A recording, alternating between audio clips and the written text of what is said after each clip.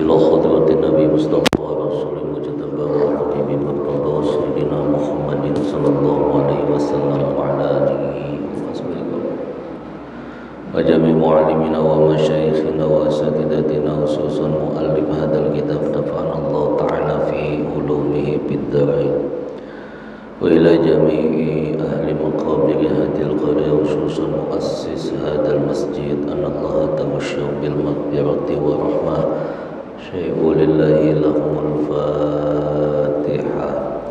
أعوذ بالله من الشيطان الرجيم. بسم الله الرحمن الرحيم. الحمد لله رب العالمين الرحمن الرحيم مالك يوم الدين إياك نعبد وإياك نستعين اهدنا الصراط المستقيم صراط الذين أنعمت عليهم غير المغضوب عليهم ولا الضالين.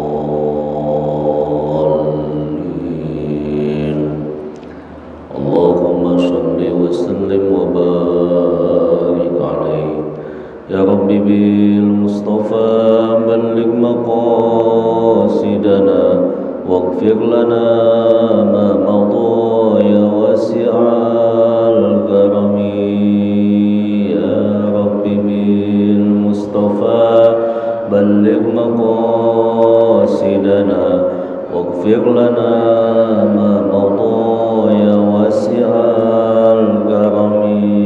محمد سيد الكونين والثقلين والفريقين من عرب ومن عجم يا رب بالمصطفى بلغ مقاصدنا واغفر لنا ما مضى يا واسع الكرم.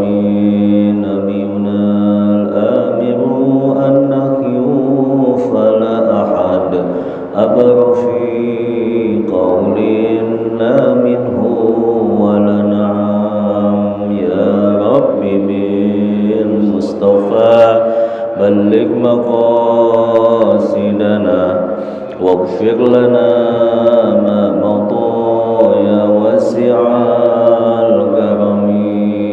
والحبيب الذي ترجى شفاعته لكل هول من الأهوال مقتحم يا رب بالمصطفى بلغ مقاصدنا واغفر لنا ما مضى يا واسع الكرم.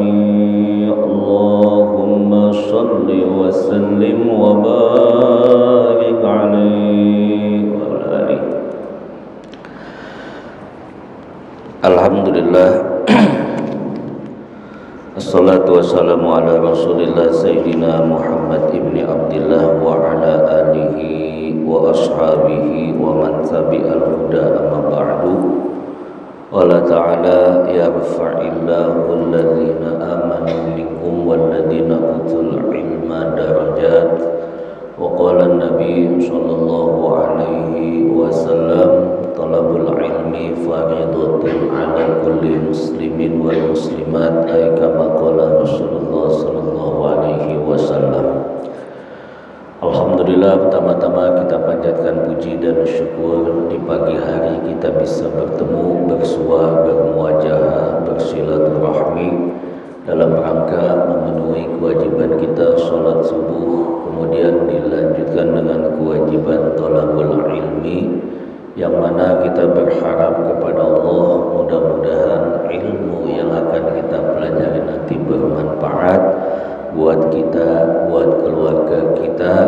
Mudah-mudahan dengan ilmu ini ketika kita menutup mata dalam keadaan husnul khotimah, Allah terangi kubur kita, Allah masukkan kita ke dalam surganya Jannatun Na'im.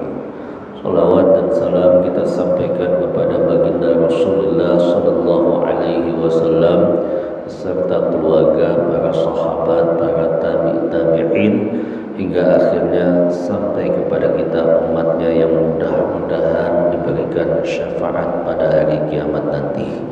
Bapak Ibu yang saya muliakan, mari kita bersiap-siap kembali untuk melanjutkan taklim kita daripada kitab Nasaihul Ibad. Qala musannifu rahimallahu ta'ala wa nafa'ana fi ulumi fid dharain al-maqalatul ula babul tsani. Artikel atau nasihat yang kedua daripada bab yang kedua. Nasihat yang pertama dari bab yang kedua.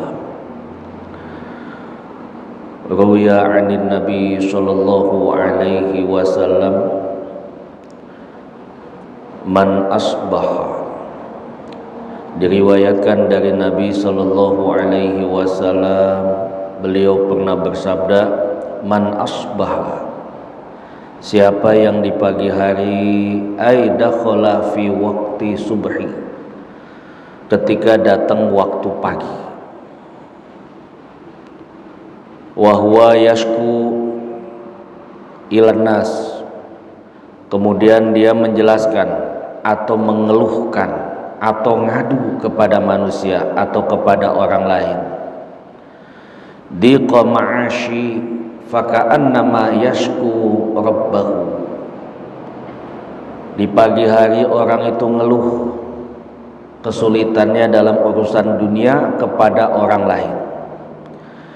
Diqa ma'ashi, tentang kesulitan hidupnya, faka'annama yashku rabbahu. Fa di sini li takib, sebab dia ngadu kesulitannya kepada orang lain, seakan-akan atau berarti dia mengadukan Allah kepada orang lain.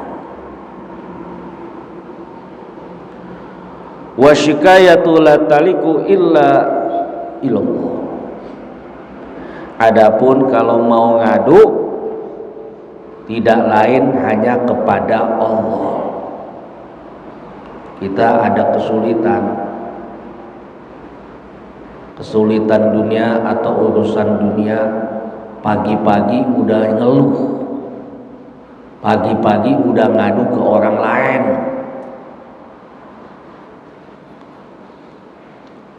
Faka'annama, sebab dia ngeluh kepada orang lain, yashku rabbahu, dia itu udah ngadu kepada, ngelaporin kepada temannya, Allah begini, Allah begitu.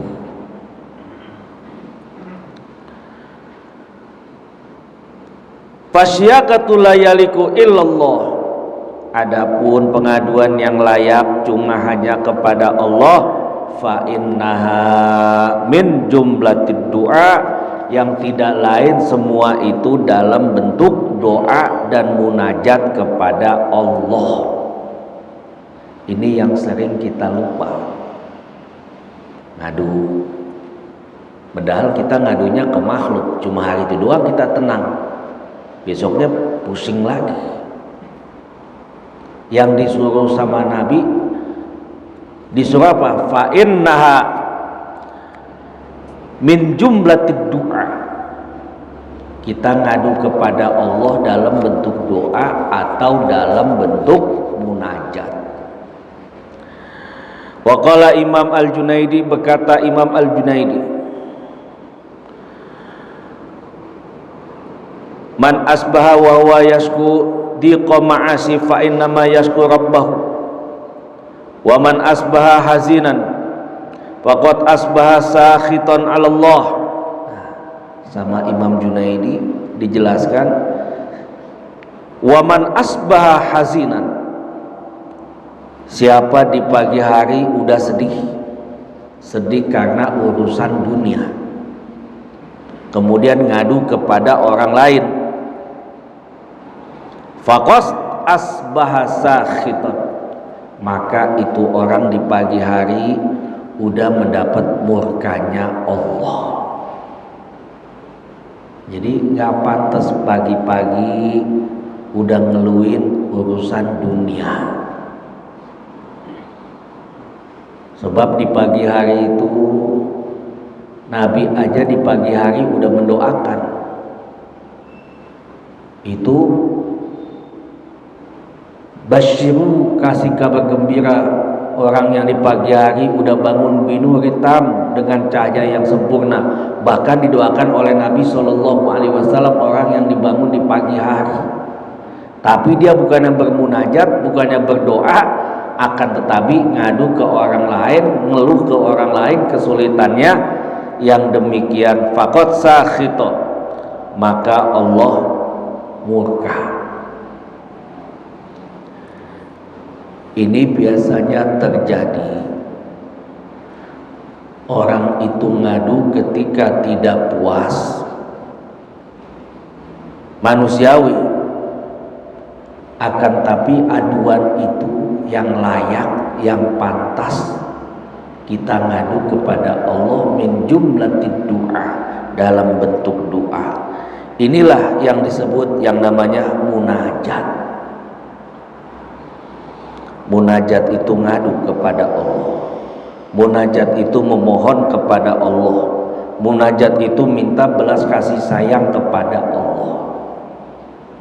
Makanya kalau orang-orang mutasawwifin itu doanya nggak pakai definisi. Ya Rabb, abduka wa raja'uka wa maghfiratuka wa rahmatuka wa jannatuka. Enak tuh. Ya Allah, pengampunanmu. Ya Allah, rahmatmu. Ya Allah, ridhomu. Ya Allah, surgamu. Jadi doa itu benar-benar munajat, keluhan, minta pertolongan, belas kasih sayang kepada Allah Subhanahu wa Ta'ala. Itu tempat yang paling tepat mengadukan kesulitan kita cuma Allah Subhanahu wa Ta'ala. Wa qad kana salaf yakrahuna asyaqwa ilal khalqi. Sebagian ulama salaf mengatakan makruh atau Allah benci kepada orang yang mengadu kepada makhluk. Wa syaqwa wa in kana fiha rahatun illa annaha tadullu ala di'fi wa dhillin. Ini kata Abdullah Athaillah As-Sukandari dalam kitab Al-Hikamnya. Meski pada saat itu orang yang mengeluh, kesulitannya diaduin, rohah, pada saat itu orang merasakan tenang. Kan orang kalau lagi curhat, kalau bahasa kita diceritain, ngadu, unek-uneknya sampai hari itu tenang. Akan tetapi apa? Illa annaha tadullu ala di'fi wa dhallin. Tidak lain, itu hanya menunjukkan lemahnya dan rendahnya di hadapan manusia, apalagi di hadapan Allah Subhanahu wa Ta'ala. Wa sabru anha, adapun yang layak adalah ketika mendapatkan kesulitan atau musibah, wa sabru anha dalilun ala quwwatin wa izzah. Adapun dengan bersabar atas musibah, itu menunjukkan kuatnya iman seseorang dan mulianya seseorang. Jadi nggak semua kesulitan itu semua kita tumpahkan kepada manusia. Hari itu tenang, tapi hari itu kita lagi menunjukkan tidak terasa kerendahan diri kita, kelemahan diri kita. Yang tepat apa? Yang disuruh wasabru anha, maka engkau sabar daripada musibah atau ujian itu. Itulah menunjukkan ala quwwatin wa izzah, menunjukkan kalau engkau itu kuat imannya, kalau engkau itu memiliki kemuliaan atau kemuliaan seseorang ketika orang itu mampu mengendalikan atau menahan daripada musibah. Makanya di sana ada disebutkan keutamaan orang yang sabar atas musibah. Ini dari hadis Nabi, disebutkan dari Ummu Ala radhiyallahu anha qalat, adani Rasulullah sallallahu alaihi wasallam wa ana mariduh. Faqala abshiri ya umma ala fa innal marad muslim yudhibullahu bihi khatayahu kama tudhibun nas khabathad dhahab wal fiddah. Muttafaqun alaih. Dari Ummu Ala radhiyallahu anhu, adani Rasulullah, Rasul nengokin Ummu Ala yang lagi sakit. Wa ana mariduh, aku ini lagi sakit, kata Ummu Ala. Faqala, sebab Rasul datang nengokin, Nabi bilang, absyiri ya Ummu Ala, hai Ummu Ala, gembiralah, senanglah. Fa inna maradul muslim yudhibullahu bi khataya. Sebab orang beriman itu sakit, maka dosa-dosanya itu dibersihkan oleh Allah Subhanahu wa taala. Kama tudhabu nas an-nar khabatha adz-dzahab wal fiddah. Seperti halnya kotoran yang ada di perak, yang ada di emas, tidak akan hilang kecuali dibakar. Begitu juga dosa. Tidak semua dosa bisa diampuni dengan puasa, sholat, sedekah atau haji. Namun ada dosa yang bisa diampuni, di antaranya dengan Allah turunkan ujian berupa sakit.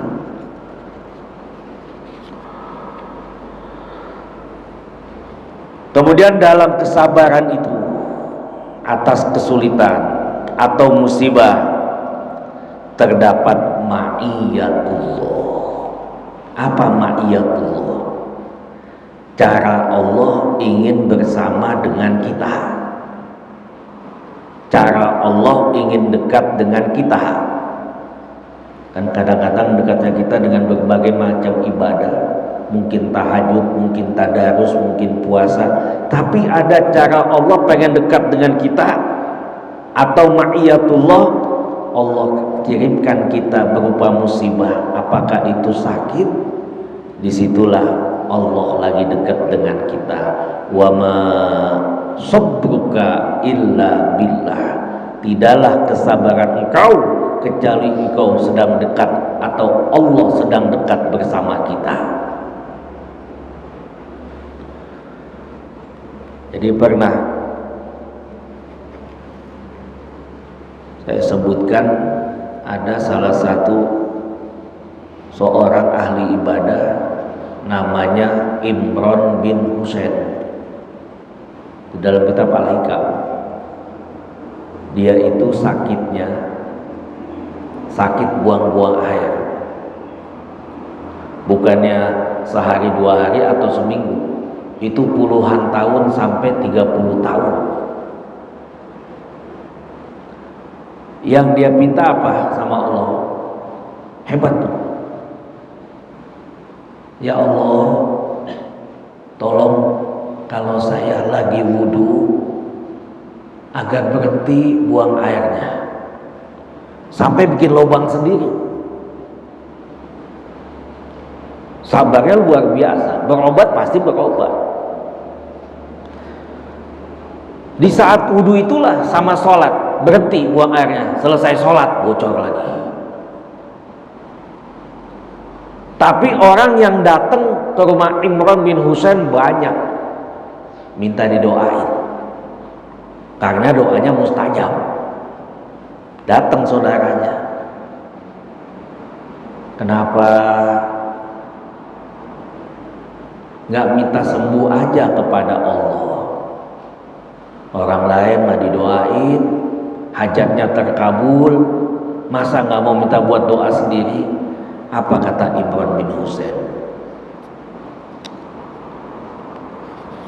Jangan engkau ceritakan ke siapa-siapa, kecuali aku telah meninggal dunia. Ketahuilah, sakit yang aku rasakan sepanjang puluhan tahun ini bagiku nikmat. Kan aneh, dikasih sakit dibilang nikmat. Kenapa? karena setiap hari malaikat berziarah kepada aku, sehingga doa-doa orang yang minta kepadaku aku sampaikan kepada Allah. Di situ ada malaikat, kasih ke malaikat, sampaikan kepada Allah. Apa? Antara malaikat dengan Allah tidak ada hijab, doanya pasti cepat diijabah. Gak lama setelah nyampein itu, Imran bin Husain meninggal dunia. Nah, itu hebatnya orang yang sabar dengan ujian gak kerasa. Ada cara Allah ingin dekat dengan kita, bukan kitanya lagi kalau ibadah yang lain, tapi sabar itu di situ. Namanya ada ma'iyatullah, ada kebersamaan Allah dengan kita. Kapan itu bisa kita dapatkan? Di saat kita lagi dapat musibah apapun. Itu dengan kesabaran. Kemudian dalam musibah atau kesulitan itu terdapat pahala yang tanpa batas ketika didapatinya, dijalaninya dengan penuh kesabaran. Innama yuwaffas sabirun ajruhum bighairi hisab. Orang yang sabar itu dikasih pahala yang tidak bisa dihitung, tidak terhitung pahalanya itu. Ma yazalu bala bil mu'minin wal mu'minat fi nafsihi wa waladihi wa malihi hatta ma yalqa ma alaihi khati'ah. Tidaklah suatu bala yang menimpa kepada orang mukmin atau mukminah, pada dirinya, pada anaknya, pada hartanya, hatta ma yalqallahu alaihi khati'ati, kecuali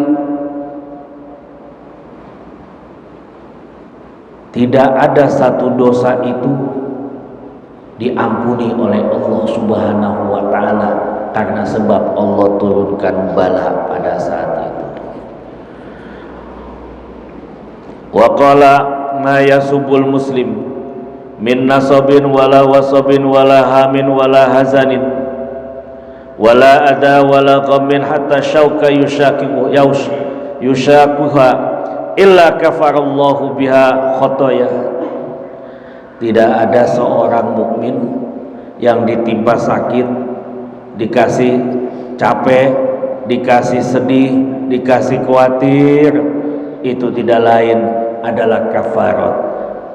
Allah menghapusi segala kesalahan-kesalahannya. Sehingga Imam Fudail memberikan makalah. Ada yang mengadu cobaan, sehingga mengatakan, bagaimana mungkin engkau mengendalikan marahmu kepada orang yang tidak memberikan rahmat? Jadi bukan dengan marah, bukan dengan mengadukan. Sebab kita kesakitan atau kesulitan atau dengan musibah mengadu kepada orang lain, itu bukan seperti itu tempatnya. Yang tepat dikatakan disuruh mengadulah kepada Allah Subhanahu wa ta'ala. Wa qala amma shikayah ilan nas fahiya min alamati adami ridha bi qismatillahi ta'ala.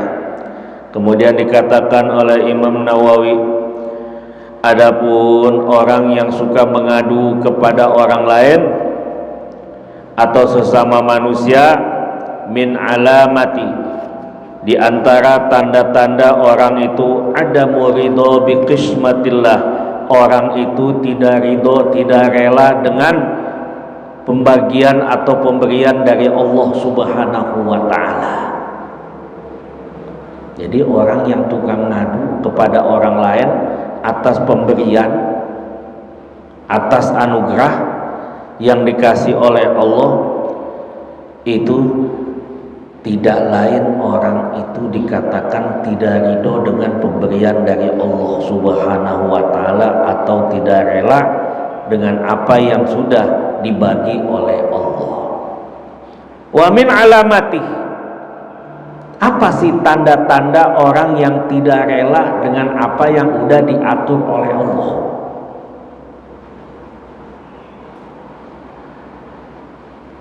Ini disebutkan tanda orang yang tidak rela.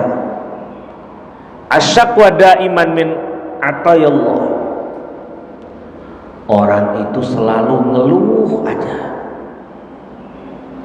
Berarti nggak rela apa yang udah dikasih sama Allah, yang udah dibagi. Muqaranatun nafsi bil akharin fi umuri madiyah.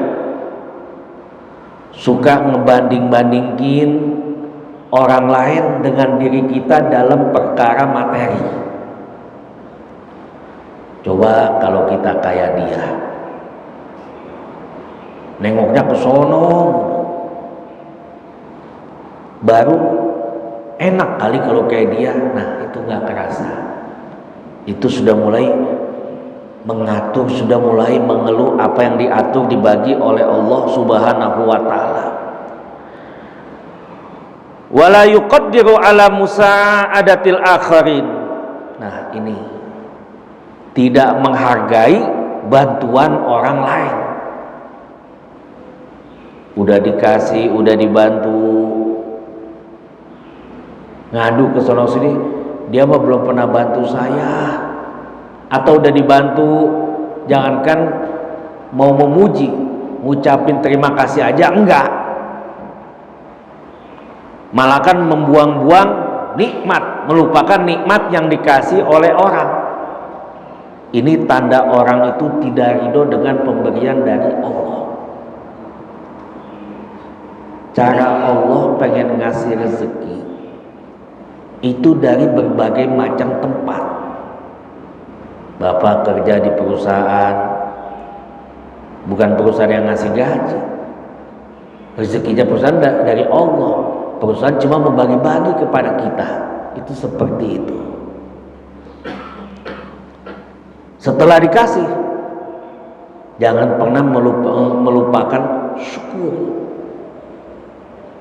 Makanya dalam pembahasan yang sebelumnya, itu orang mensyukuri nikmat. Yang pertama dengan lisan memuji Allah, yang kedua dengan hartanya dia belanjakan lagi, yang ketiga dengan badannya dia mengerjakan amal soleh, yang keempat dengan hatinya dia mengatakan ini tidak lain rezeki dari Allah. Itu tanda syukur. Jangan sampai dikasih pun dari siapapun kita lupa, apalagi sampai tidak bersyukur. Itu berarti apa? Tanda orang itu tidak ridho atas pembagian dari Allah Subhanahu wa ta'ala. Wa yuridu daiman al-mazid ma'al akhirin. Yang keempat, orang itu selalu pengen lebih dibandingkan dengan orang lain. Jadi nggak mau tuh, ada yang bisa, ada yang lebih, nggak mau ada yang lebih dari dia. Padahal kalau yang bijak itu, satu contoh dalam ilmu. Di kampung ini ada ustadz, ada lagi ustadz yang satu. Ustadz yang satu bisa, ada kelebihan, ini juga ada kelebihan. Itu yang layak seperti apa?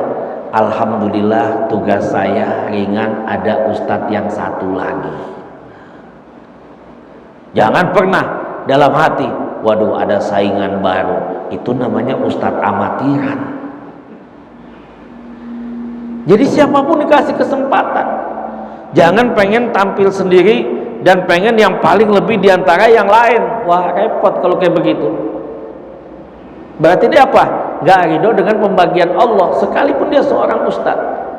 Ketika ada yang bisa, yang satu ada ustadz lagi, alhamdulillah tugas saya ringan. Itu seperti itu. Bukan dijadikan itu saingan, apalagi lawan. I'tabara kullu syai'in tabi'iyan. menganggap segala sesuatu wajar biasa. Nah ini dikasih sesuatu atau ada kejadian-kejadian, itu mah biasa aja. Itu tanda orang itu tidak ridho dengan pembagian yang diberikan oleh Allah Subhanahu wa ta'ala. Tapi sebaliknya, orang yang ridho dengan pembagian dari Allah, mereka itu ikhlas, nerima, ridho. Siapa mereka itu? Orang-orang yang ikhlas. Dikasih tanda taqdimu ridallah ala ridha basyar. Jadi tanda-tanda orang yang ikhlas itu, mereka nerima apa yang dibagi oleh Allah. Cirinya apa? Taqdimu ridallah ala ridhal basyar, mengutamakan mencari keridhaan Allah daripada keridhaan manusia.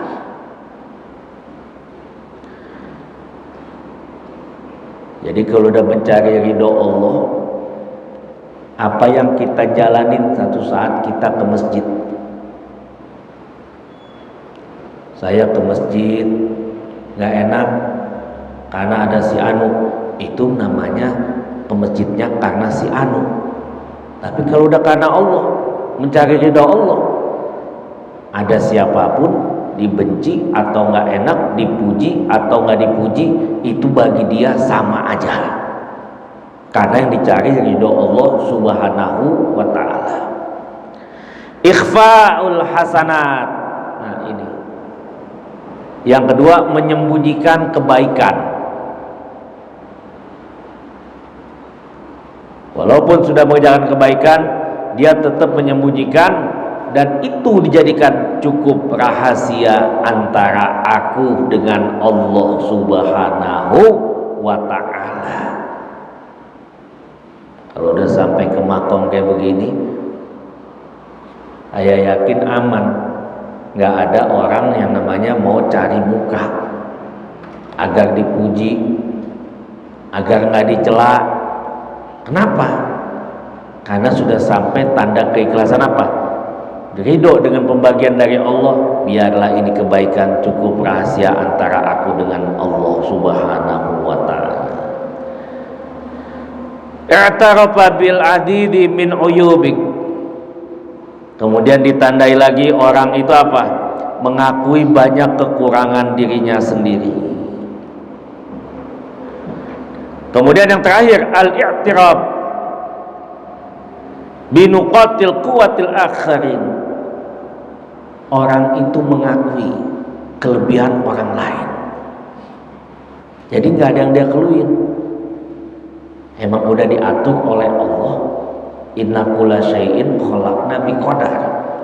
Makanya nanti masuknya orang itu ketika tidak ridho dengan pembagian dari Allah, nanti akan masuk dengan qada Allah. Apa? Orang itu akan mendapat ancaman. Kata Nabi yang diriwayatkan oleh Imam Ahmad dalam kitab Musnad Ahmad bin Hambal, man lam yardo bi qada'i wa lam yasbir ala bala'i falyaltamis rabban siwa. Siapa yang tidak rela atas ketentuan yang Allah gariskan atau yang udah dibagi oleh Allah, udah dibagi aja nggak rela, pantas nggak kita? Walam yasbir, kata Nabi, ini hadis-hadis qudsi, firman Allah yang nggak dicantumkan dalam Al-Quran, derajatnya sahih. Walam yasbir, kemudian dia tidak sabar atas ujian. Falyaltamis rabban siwaya, sama Allah ditantang, silahkan cari Tuhan yang lain. Mau cari Tuhan kemana lagi? Yang punya langit Allah, yang punya bumi Allah. Udah syukurin aja, jalanin aja. Sehingga ini ada sekilas tentang qada dan qadar. Nah, ini saya masukin sedikit tentang qada dan qadar. Ini bermula dari firman Allah, alladzi lahu mulkus samawati wal ard wa lam yattakhidh waladan wa lam yakul lahu syarikun fil mulki wa khalaqa kulla syai'in faqaddarahu taqdira. Allah udah menciptakan tiap-tiap sesuatu. Allah ciptakan. Setelah Allah ciptakan, Allah tentukan keadaan makhluk itu. Apa yang ditentukan? Takdirnya. Makanya Allah menciptakan sesuatu itu udah ditentukan takdirnya. Sehingga dalam Al-Quran dikatakan, afahasibtum annama khalaqnakum abatha wa annakum ilaina laturja'un. Diawali dengan harfu istifham. Apakah kamu kira aku menciptakan kamu main-main, hai manusia? Di situ ada waw ataf. Wa annakum ilaina laturja'un. Apakah kamu kira kamu tidak akan kembali kepada aku? Jadi Allah menciptakan kita nggak main-main. Dan ketika kita akan kembali kepada Allah, ditata lagi sama Allah, apakah kamu kira kamu nggak akan kembali kepada aku? Pasti akan kembali. Kalau udah kembali, pasti akan ada pertanggungjawabannya. Jadi Allah ciptakan kita, faqaddarahu taqdira. Semua itu udah ditentukan keadaan-keadaannya. Jadi kalau kita bicara takdir di sini, beriman kepada qada dan qadar. Ini membuktikan keimanan seseorang bahwasanya Allah yang mengatur segala-galanya. Udah diatur. Makanya ada qada. Apa itu qada? Ini bermula dari firman Allah, inna kulla syai'in khalaqnahu biqadar. Segala sesuatu Allah ciptakan itu dengan ketetapan. Apa itu qadar? Apa itu qada? Kan ada qada, ada qadar. Itu nggak sama, beda. Jadi kalau qada itu ketetapan Allah yang tidak dapat dirubah, itu qada, nggak bisa dirubah.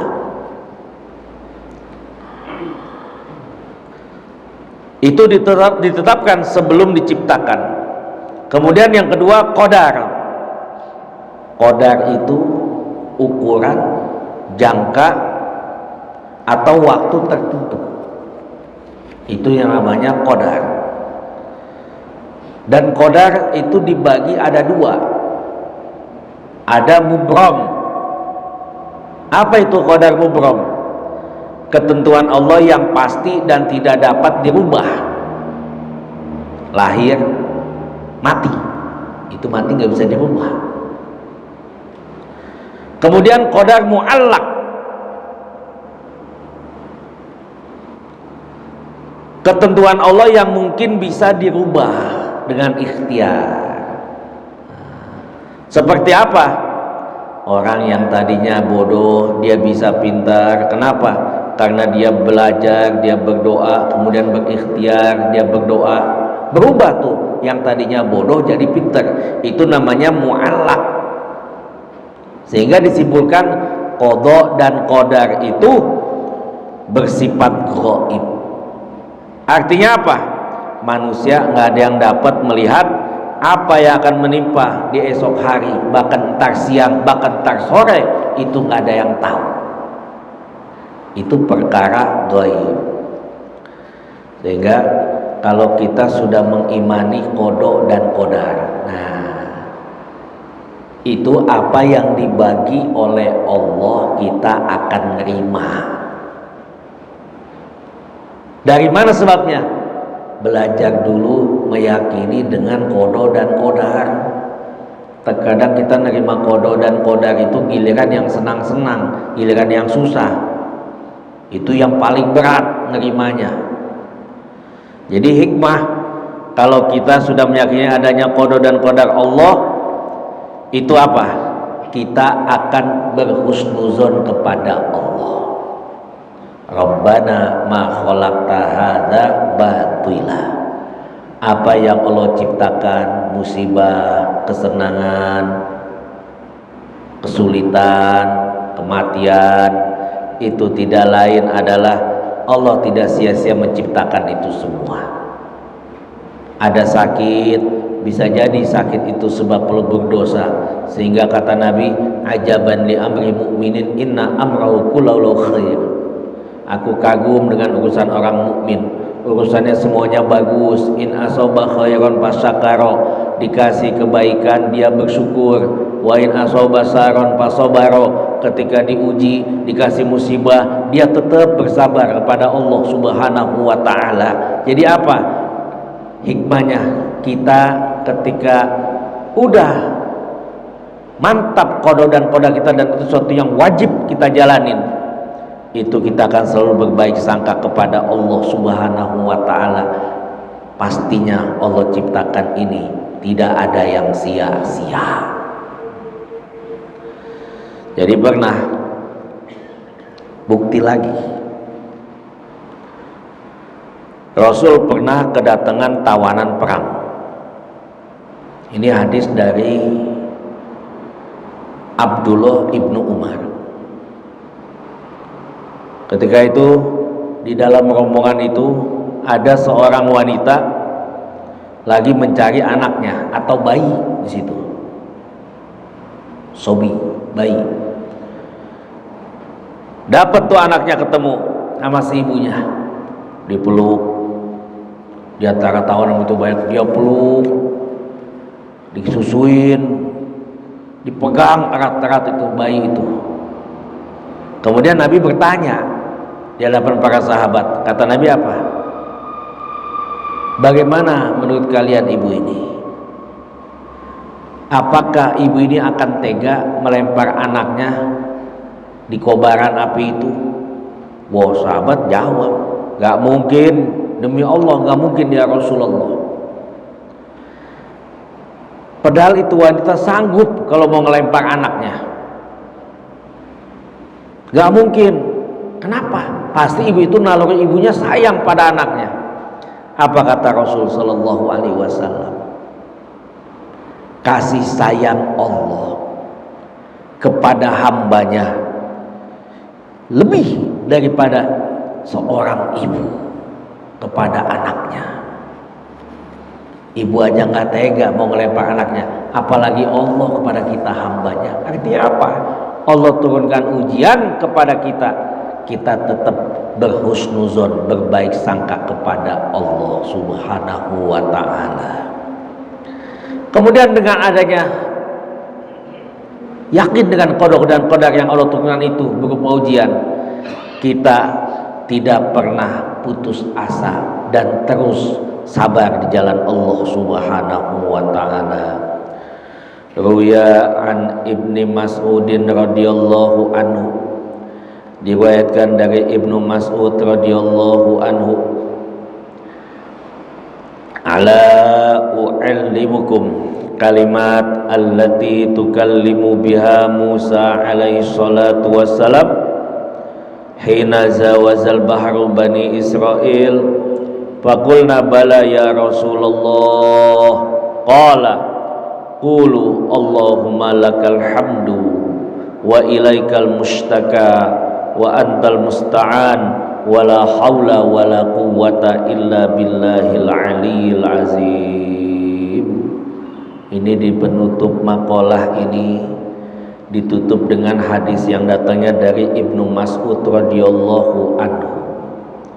Nabi bilang, ala u'allimukum, maukah aku ajarkan kalimat yang diucapkan Nabi Musa ketika membelah laut bersama Bani Israel? Fakulna, maka kami para sahabat menjawab, naam atau bala ya Rasulullah. Apa kata Rasulullah sallallahu alaihi wasallam? Qulu, maka ucapkan, Allahumma lakal hamdu. Ya Allah, segala puji milik Engkau. Wa ilaikal mustaka, dan kepada Engkau kami mengadu. Wa antal musta'an, dan Engkau segala penolong. Penolong apa? Dari segala kesulitan. Wala haula wala quwwata illa billahil aliyil azim. Tidak ada kekuatan untuk menjauhi maksiat, tidak ada kekuatan untuk taat kecuali dengan pertolongan Allah Subhanahu wa taala yang maha tinggi dan agung. Wallahu a'lamu bimuradihi. Jadi di penghujung makalah di sini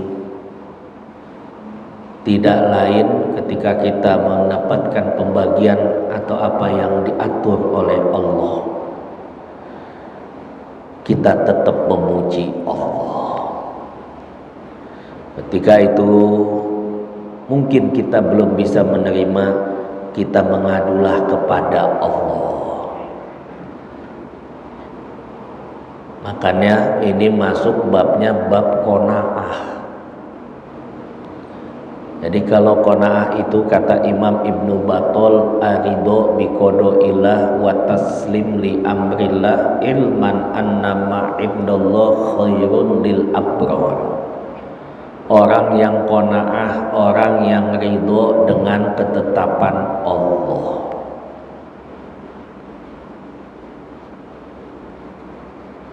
Sehingga Buya Hamka dalam tasawuf modern nambahin, orang yang qanaah dia ridho dengan ketetapan Allah, tapi dia terus berusaha.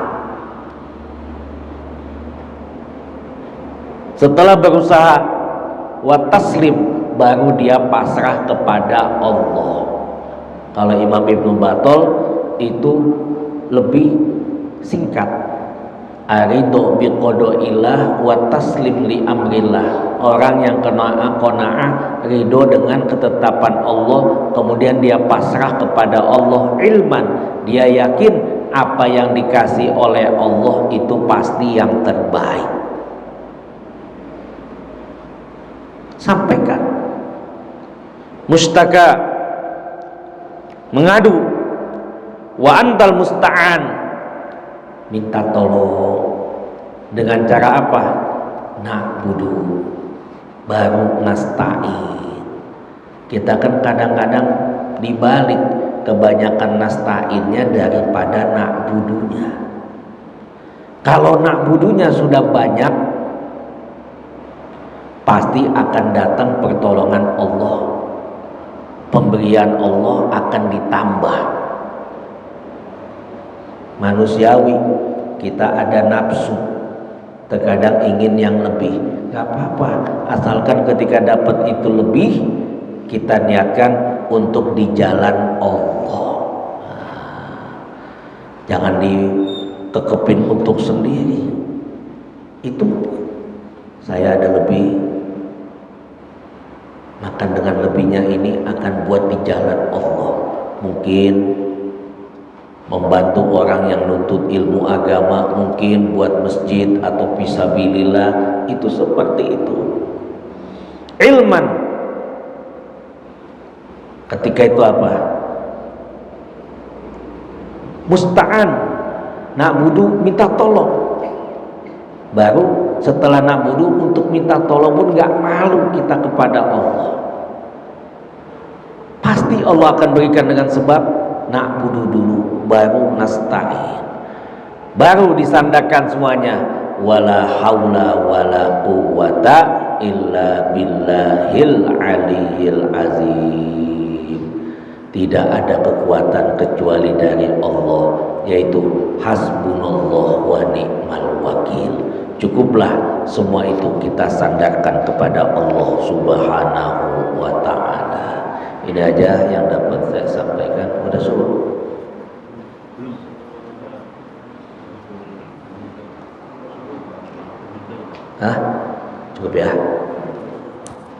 kita sambil nunggu istirahat aja.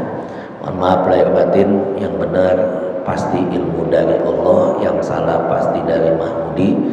Usikum wa nafsi bitaqwallah wallahu a'lamu bi muradihi. Al-Fatihah. Auzubillahi minasyaitonir rajim. Bismillahirrahmanirrahim. Alhamdulillahirabbil alamin arrahmanir rahim maliki yaumiddin. Iyyaka na'budu wa iyyaka nasta'in ihdinas siratal mustaqim siratal ladzina an'amta 'alaihim ghairil maghdubi 'alaihim waladdallin. Amin.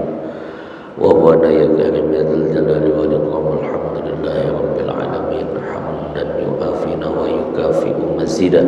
Ya Rabbana lakal hamdu kama yanbaghi li jalali wajhikal karim wa 'azimi sultanik.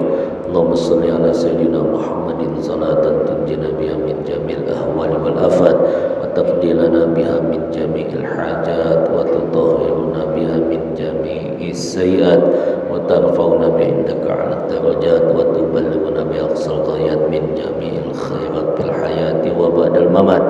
Innaka sami'un qaribun mujibud da'wat ya qadiyal hajat bi rahmatika ya arhamar rahimin. Allahumma arhamna fa innaka khairur rahimin waghfir lana fa innaka khairul ghafirin waftah alaina fa innaka khairul fatihin warzuqna wa anta khairur raziqin wa najjina wahdina minal qaumiz zalimin. Allahumma ighfir lana dzunubana wa liwalidina warhamhum kama rabbawna shighara. Ali jami'il muslimin wal muslimat wal mu'minin wal mu'minat al ahya'i minal amwat. Allahumma inna na'udzubika min ilmin la yanfa' wa min nafsin la tashba wa min qalbin la takhsha wa min da'watin la yustajabu laha. Rabbana atina fid dunya hasanah wa fil akhirati hasanah wa qina adzabannar wa adkhilnal jannata wal abrar ya aziz ya ghaffar ya rabbal alamin. Wa sallallahu ala sayyidina alhamdulillahi rabbil alamin. Usikum wa nafsi bitaqwallah wallahu a'lamu bi muradihi. Subhanakallahumma wa bihamdika asyhadu an la ilaha illa anta nastaghfiruka wa natubu ilaik. Assalamualaikum warahmatullahi wabarakatuh. Allah